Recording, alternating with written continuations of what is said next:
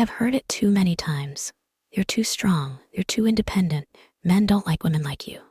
Those words have echoed in my mind more times than I can count. At first, I brushed them off. I convinced myself that I didn't need to change to be loved. But as the years passed and as those words kept coming from different voices, friends, colleagues, even the man I loved, I started to wonder, are they right? Am I really too strong to be loved? My name is Amelia Carter. I'm 30 years old, and I'm not the kind of woman who waits to be saved. I built my career from the ground up. I hold a high position in marketing. I own my own apartment in New York, and I've traveled the world on my own terms. People look at my life and call it a dream. But what they don't see is that the higher I climbed, the lonelier I felt. Not because I didn't want love. I wanted it deeply. I wanted a partner, someone to share life with, someone who could walk beside me, not ahead of me, not behind me. But every time I opened my heart, it ended the same way. I used to believe that love meant growing together, lifting each other up, being equal partners. But my relationship with Liam proved otherwise. In the beginning, he made me believe I could be myself. He said he loved me for my ambition, my confidence, my drive. He told me I was different from other women. But over time, that difference became a problem. You don't have to act so tough all the time. Men like women who know how to be soft. Can't you just let me lead for once? I loved him. I truly did. And I believed that love was about compromise, about meeting in the middle. So I tried. I softened my edges, I spoke less, I questioned my choices more. But no matter how much I tried to adjust, it was never enough. Each time I changed a little for him, I lost a little of myself. I started to doubt who I was. I looked in the mirror and wondered, am I really too much? Do I need to change to be loved? But deep inside, I knew the truth. I wasn't the problem. I was just loving the wrong man. The world has a strange way of making women believe they must shrink themselves to be loved. If you're too soft, you're weak. If you're too strong, you're intimidating. So what exactly are we supposed to be? I convinced myself that if I loved him the way he wanted, things would work.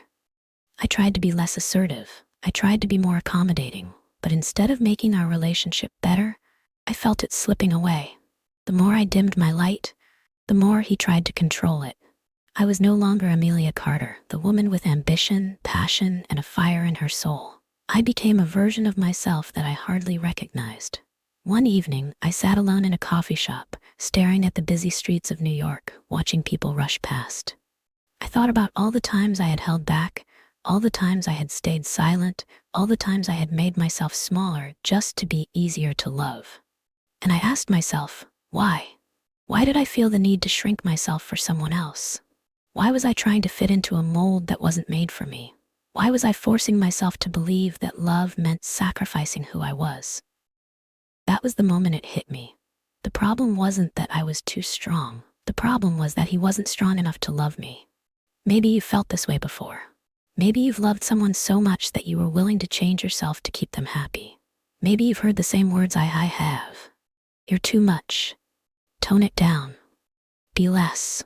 Maybe you've asked yourself, am I the problem? But here's the truth. Real love doesn't ask you to lose yourself. A man who truly loves you won't be afraid of your strength.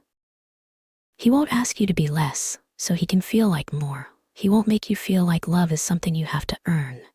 Because when you find the right person, you won't have to question whether you're too much. And if someone tells you you're too strong to be loved, maybe you're just loving the wrong man. He was perfect. Or at least, that's what I thought. The way he walked, the way he spoke, the way he carried himself. There was something about him that made the whole world pause. He had a quiet confidence, the kind that didn't need to be loud to be noticed. When he looked at you, it felt like you were the only person in the room. And when he spoke, it was as if every word was carefully chosen, designed to make you feel special, important, desired. That's how he got me. That's how he pulled me into his orbit, making me believe that I had finally found something rare. Someone who truly saw me. Liam Anderson wasn't just attractive, he was magnetic. People gravitated toward him, drawn in by his charm, his intelligence, his ability to command attention without even trying. He had the kind of presence that made you want to lean in, to listen, to be closer. He was the kind of man who made women fall effortlessly. And I did. I fell fast. I fell hard.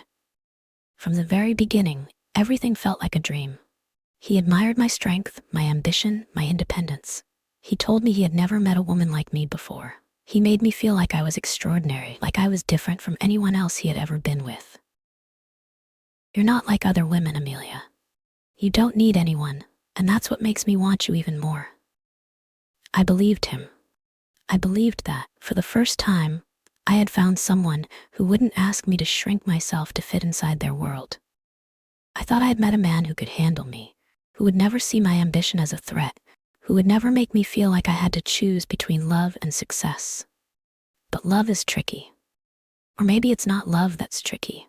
Maybe it's the illusion of love. Because love, real love, doesn't just exist in the beginning, when everything is easy, when everything is new. Love is what remains when the excitement fades, when reality sets in, when admiration turns into resentment. Looking back, I should have seen it. The way he always subtly made himself the center of the conversation. The way he compared our successes as if we were in some unspoken competition. At first, I brushed it off. It didn't seem like a big deal. I convinced myself that this was just his personality, that he was proud of his own achievements and that there was nothing wrong with that. But then, little things started adding up. The way he would downplay my victories. The way he would tell me I worked too hard, that I needed to slow down, that I should let him take care of me. Your job is amazing, Amelia, but you don't have to push yourself so much. I could take care of you, you know? At the time, I thought it was sweet, a sign of love, of protection. But now I know better. Now I see it for what it was, the first step in making me question myself. The first crack in the foundation of who I was. Love makes you blind, doesn't it? When you're caught up in the idea of someone, you ignore the things that don't quite feel right. You tell yourself that no one is perfect, that relationships require compromise, that love means making adjustments. And so I did. I convinced myself that what we had was real, that his words came from a place of care, that he only wanted what was best for me. And for a while, I was happy. We traveled together, dined at beautiful restaurants, attended glamorous events where he introduced me as the most brilliant woman he had ever met.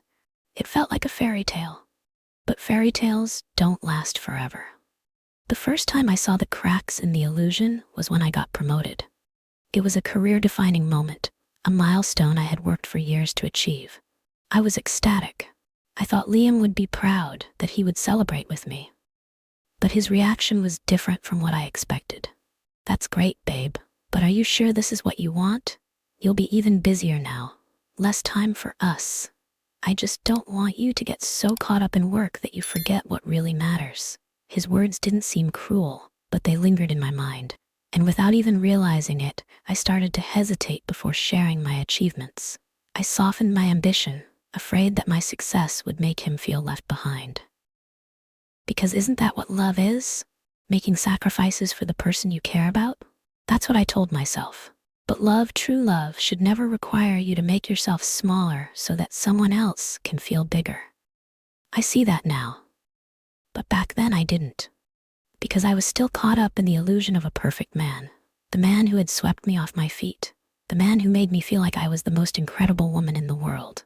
The man who, slowly, subtly, started making me question if being incredible was a bad thing. It's funny how love can disguise itself as something beautiful, even when it's quietly stripping you of who you are. And I didn't realize it until it was almost too late. Because when someone makes you feel like you're standing in the sun, you don't notice when the shadows start creeping in. You don't realize you're losing yourself until you're already gone. At first, I thought it was love. The way he wanted to know everything about me, the way he asked where I was, who I was with, what I was doing, it felt like care, like attention, like someone who truly wanted to be part of my life. And isn't that what love is? Someone who wants to be close to you, to know you inside and out? I used to think so.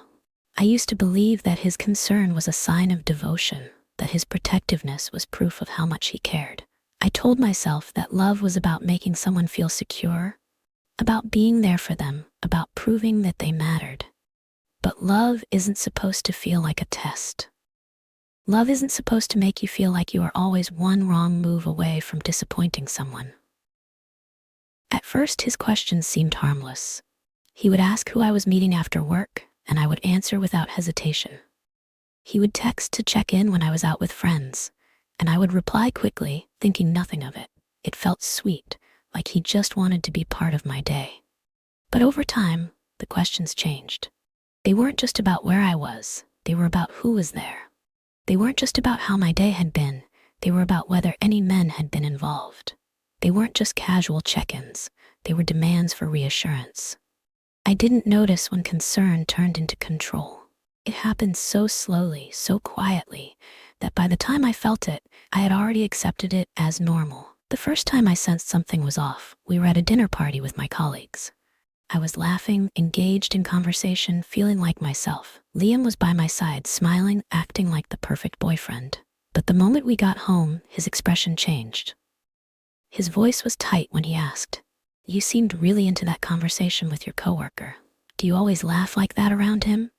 I laughed, thinking he was joking, but he wasn't.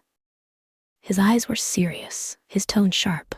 I tried to explain that it was just a friendly interaction, that I was simply enjoying the evening, but he wasn't convinced. "You don't even see it, do you? The way men look at you, and you let them." I stood there, stunned, searching for the right words, but none came. Instead, I apologized. Not because I had done anything wrong, but because I wanted to keep the peace. That night, something changed. I started second-guessing myself. I started watching how I interacted with people, choosing my words more carefully, making sure I never did anything that could be misinterpreted. I told myself it was just a small adjustment, that it wasn't a big deal. But love should never require you to walk on eggshells. Love should never make you afraid of being yourself. The more I tried to ease his insecurities, the more rules there were to follow. My outfits became a topic of discussion. "That dress is a little too much, don't you think?" My time with friends became limited. "I don't see why you need a girls' night every weekend." My career, something I had worked so hard for, became something I had to justify. "Are you sure this job is worth all the stress? You're always so busy." And yet, through all of it, I told myself that this was love. That compromise was part of a relationship. That I was doing the right thing by reassuring him. But love should never make you smaller just so someone else can feel bigger. One night, I stayed late at work. I had a big project deadline, and my team needed me. I texted Liam to let him know, expecting a simple, "Okay, see you later." Instead, his response was cold. "Of course. Work is always your priority." Guilt twisted in my stomach. I packed up as quickly as I could, rushing home, hoping to fix whatever invisible mistake I had made. When I walked in, he was sitting on the couch, silent, staring at the floor. "You didn't have to wait up," I said lightly, trying to break the tension. His eyes met mine, dark and unreadable. "I don't like feeling like I come second." I took a deep breath, trying to find the right words. "You don't, you never do." But he didn't look convinced. He leaned forward, elbows on his knees. "Then prove it." How do you prove something that shouldn't need proof? I started changing in ways I didn't even notice. I declined invitations from friends. I checked my phone constantly to make sure I wasn't missing his calls. I dressed differently, not because I wanted to, but because I didn't want to have another conversation about it. I let him know my schedule down to the minute, just to avoid another argument. And the worst part? I thought I was being a good partner. I thought this was what love was, making sacrifices, keeping someone happy, proving your commitment. But real love doesn't demand proof.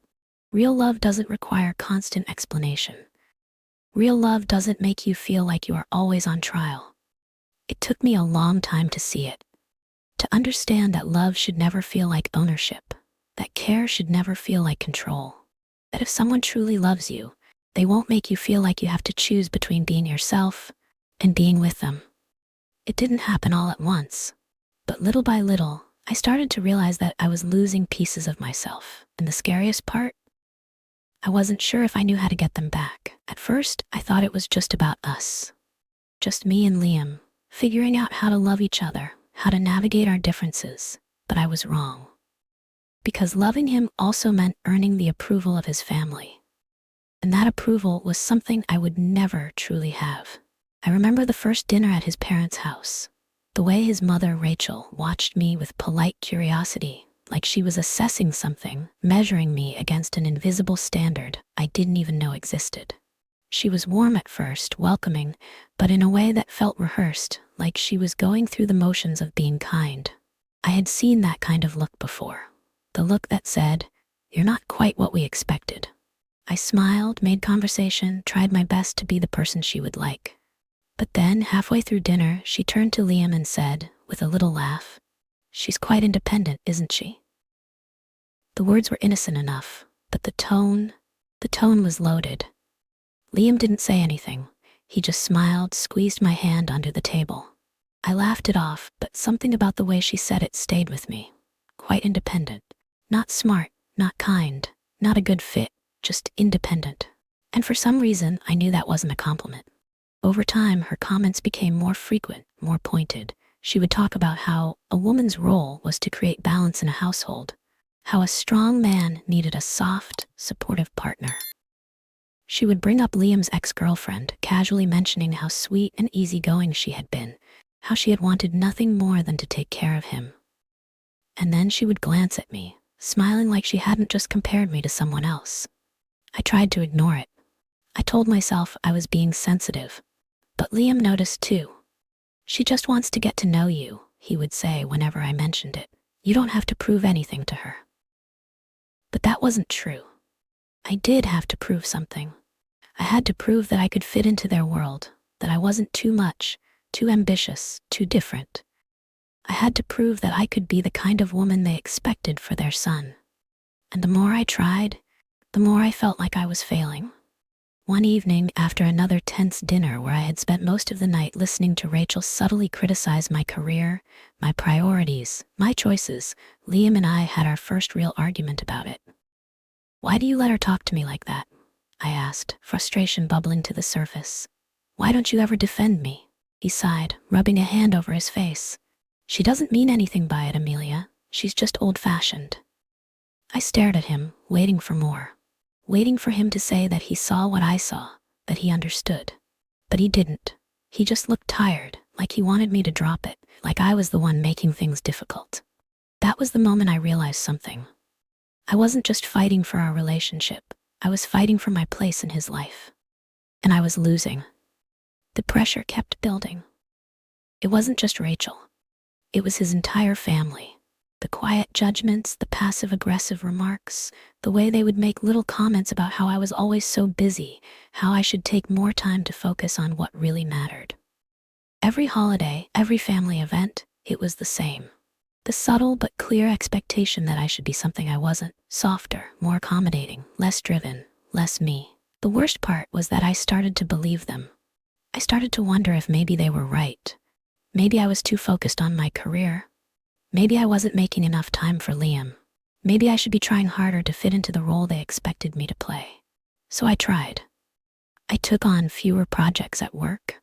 I made more of an effort to engage with his family, to be agreeable, to be likable. I bit my tongue when Rachel made another backhanded comment about how relationships take sacrifice. I told myself that this was just part of love, that love sometimes meant bending, adapting, changing. But the truth is, love should never make you feel like you are shrinking. And that's exactly how I felt.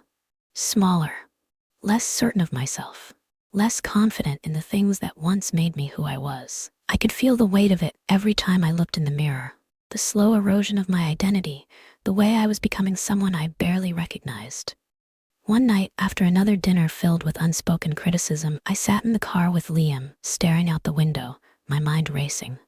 "Do you ever think about the future?" I asked. He glanced at me. "What do you mean?"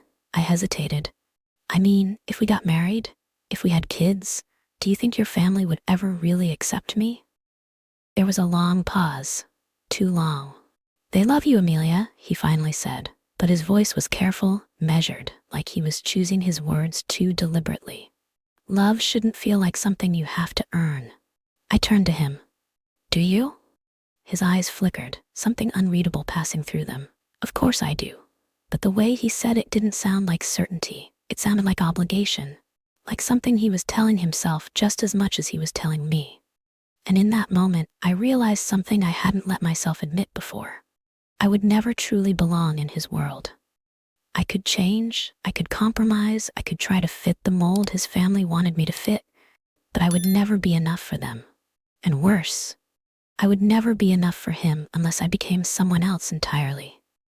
That was the night I started to wonder if love was supposed to feel this hard. That was the night I started to wonder if I was holding on to something that had already slipped through my fingers. I didn't see it coming. Or maybe I did, but I didn't want to admit it. I had spent so much time convincing myself that love required effort, that every relationship had challenges, that if I just tried a little harder, things would fall into place. I told myself that the tension between us was temporary, that Liam was just under stress, that his family's judgment would fade once they got to know me better. I kept waiting for the moment when everything would finally feel right. But that moment never came. It happened on a night that should have been a celebration. I had just received news of a major promotion, something I had worked toward for years, something that should have made me feel proud, excited, accomplished. I called Liam as soon as I found out, expecting to hear happiness in his voice, expecting him to be proud of me. But the moment I told him, the silence on the other end of the phone was louder than anything I had ever heard. "That's great," he finally said, but there was no excitement in his tone, no real joy in his words. I felt my stomach tighten. "Are you sure? You don't sound happy." "I am happy," he said, but it felt forced, like he was saying it because it was what he was supposed to say, not because he actually meant it. And then, after a long pause, he added, I don't know, I guess I wasn't expecting this." I frowned. "Expecting what?" He sighed. "For you to be even busier, to have even less time for us." There it was. I had been waiting for it, hadn't I? The moment where my success became a problem, where my ambition was no longer something he admired, but something he resented. I wanted to pretend I didn't hear it, to let it go, to move past it like I had so many times before. But something in me refused to stay silent. "Why does it feel like you're not happy for me?" His voice tightened. "Because this isn't just about you, Amelia. You don't make decisions like this thinking about us. You just do whatever is best for you." Something inside me cracked. "I've spent this entire relationship thinking about us," I said, my voice low, controlled. "I've made compromises. I've adjusted. I've done everything I can to make you feel secure. And you know what? It's still not enough." His silence was deafening, and then finally he said, "Because you're not trying hard enough." I don't remember what I said after that. I don't remember if I said anything at all. I just remember feeling like the air had been knocked out of me, like I was standing in a place I no longer recognized. I had spent so much time trying to be the version of myself that he wanted, trying to be softer, more accommodating, more of the woman his family would approve of. But in the end, no matter how much I changed, it was never going to be enough. I walked into my apartment that night and stood in front of the mirror, staring at my own reflection, trying to find the woman I used to be. The woman who had been so sure of herself. The woman who had never apologized for taking up space. The woman who had once believed that love should feel like freedom, not like a cage. Where had she gone? I had convinced myself that I could make this work, that love was about patience and sacrifice. But what about my patience? What about everything I had sacrificed? Wasn't love supposed to be a partnership? Why did it feel like I was the only one bending? I sat on the edge of my bed, my hands trembling, my mind racing. I wanted to cry, but I was too exhausted. I wanted to scream, but I had no energy left. I had spent so long fighting to be understood, to be accepted, to be enough. And now, all I felt was empty. When Liam finally called me later that night, I let it go to voicemail. I knew what he would say, that he didn't mean it, that he was just frustrated that we could work through this. And maybe, a few months ago, I would have believed him. Maybe I would have convinced myself that this was just another bump in the road, another challenge to overcome. But something had changed. I had spent so much time being afraid of losing him, afraid of being alone, afraid that if I walked away, I would regret it. But now, for the first time, I wasn't afraid. I was tired of feeling like I had to prove my worth, tired of making myself smaller to fit into a version of love that was never meant for me, tired of believing that if I just tried hard enough, he would finally see me the way I had always seen him. That night, As I lay in bed staring at the ceiling, I realized something. Love isn't supposed to feel like this. Love isn't supposed to make you question yourself.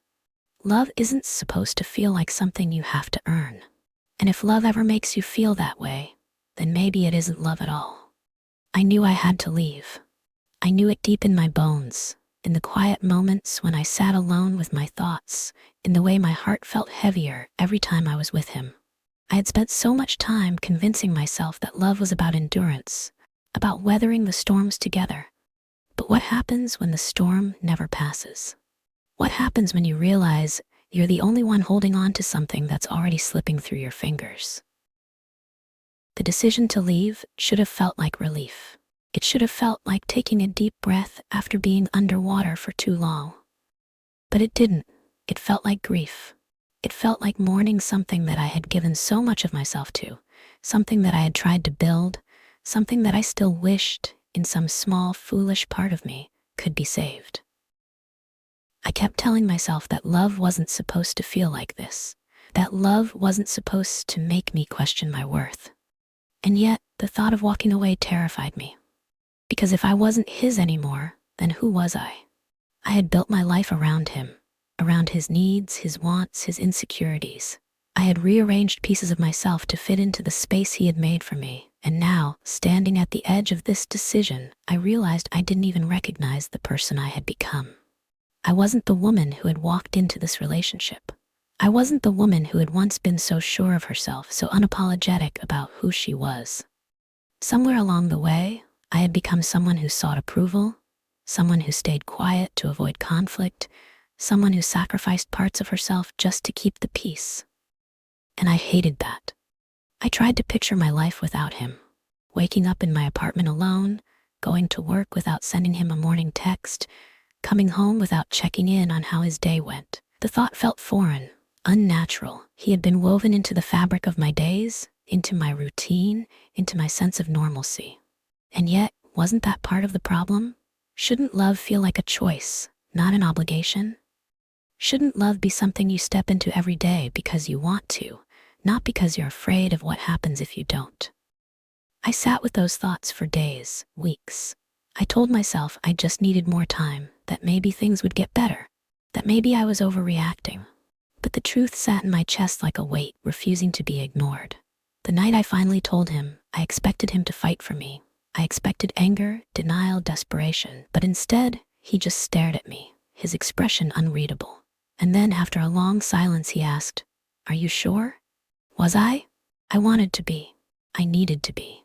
But standing there looking at him, remembering all the good moments, all the times he had made me laugh, all the times I had felt safe in his arms, doubt crept in. Because love wasn't all bad. It never is. That's what makes leaving so hard. It's not just the pain you're walking away from, it's the memories, the hopes, the version of the future you had pictured together. It's the what ifs, the maybes, the could have beens. But then I remembered all the times I had felt small. All the times I had swallowed my feelings to avoid an argument. All the times I had questioned whether I was asking for too much when, deep down, I knew I wasn't asking for enough. I took a deep breath, steadied myself, and whispered, "Yes."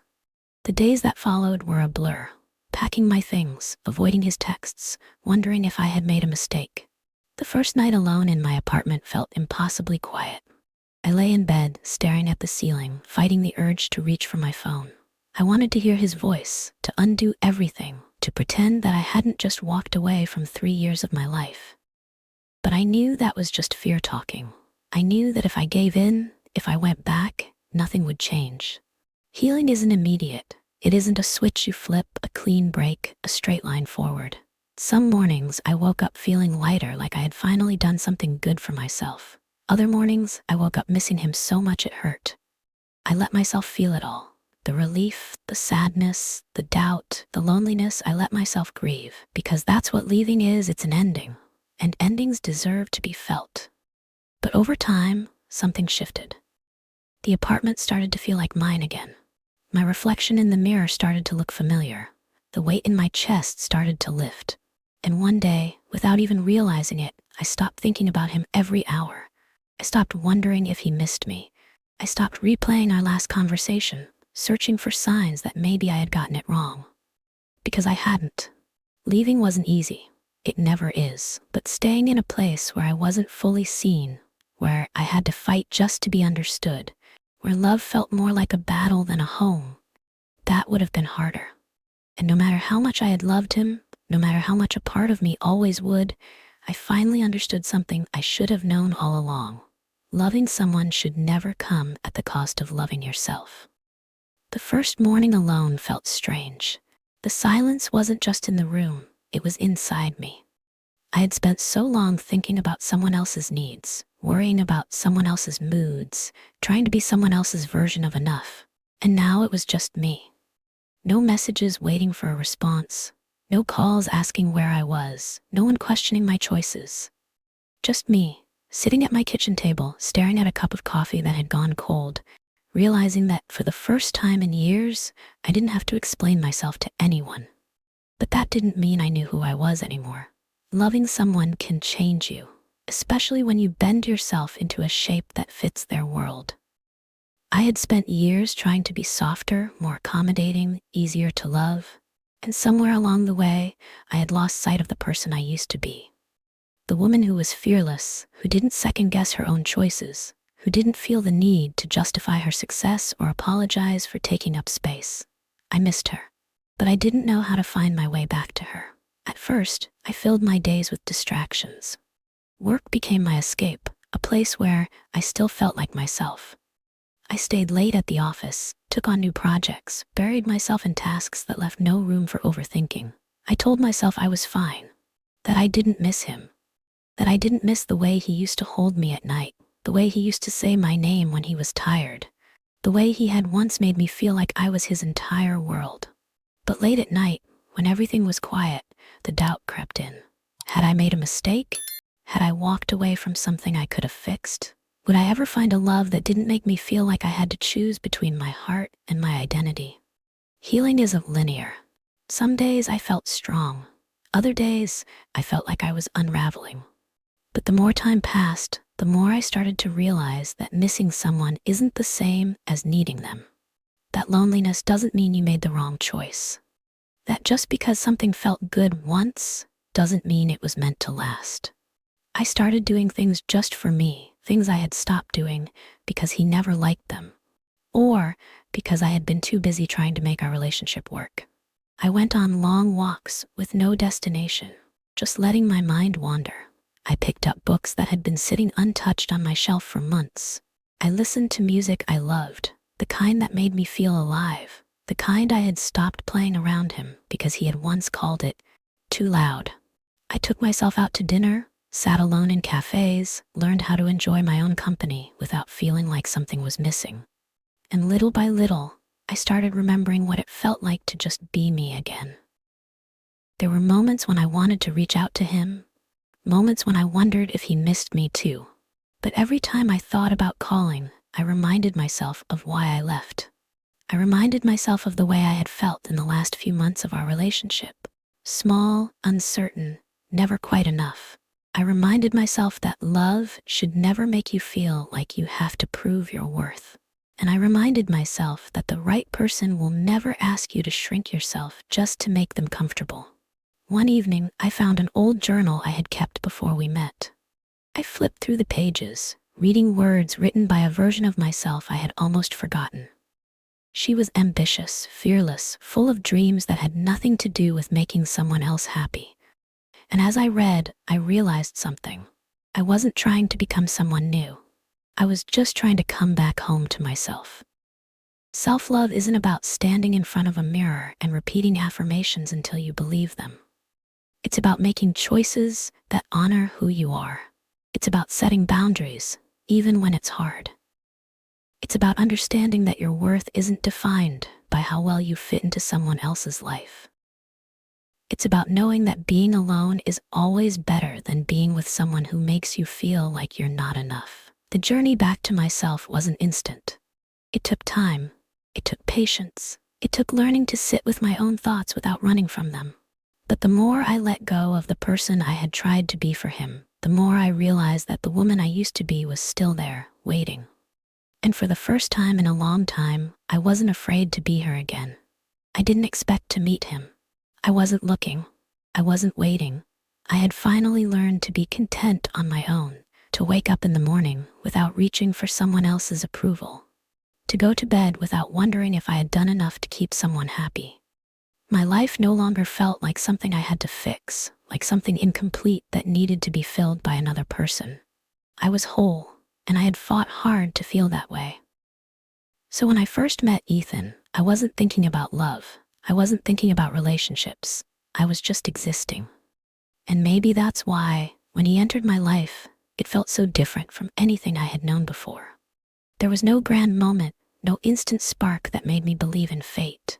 It wasn't like the movies where two people lock eyes and suddenly everything falls into place. It was quiet, unassuming, a conversation that lasted a little longer than expected.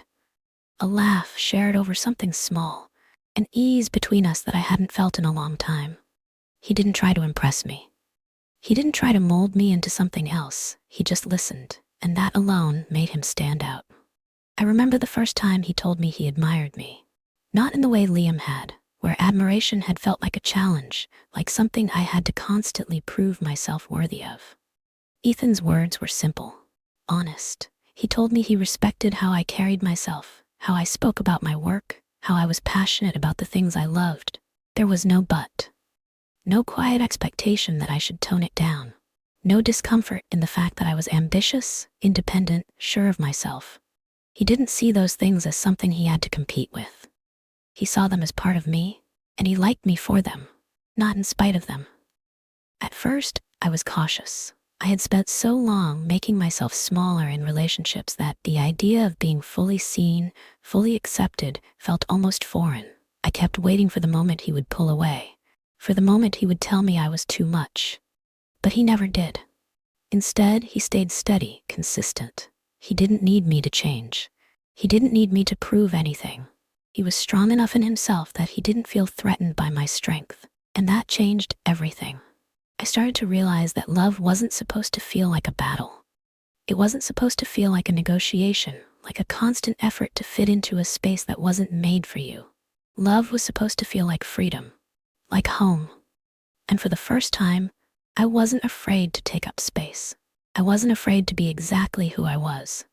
There was a moment, months after we had met, when I told him about Liam, about the way I had twisted myself into someone I wasn't, about the way I had questioned my worth, about the way I had spent years trying to be enough for a man who never really saw me. I expected him to give me advice, to tell me how I should have handled things differently, to offer solutions. But he didn't.